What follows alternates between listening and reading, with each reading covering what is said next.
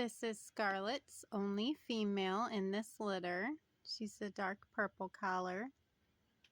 I was really wanting to keep her because I love keeping Scarlett's babies.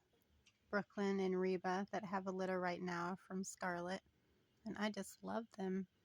Scarlett's our most calm mama. But my husband says, no, you can't keep her.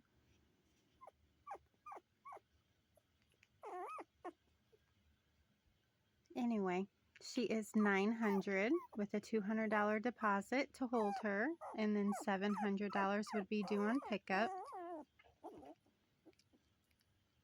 She's going to be a fantastic puppy. I know she is. Scarlett is our calmest mama, and Archie is just so sweet and so loving. Yeah. Oh, that wasn't the cutest thing.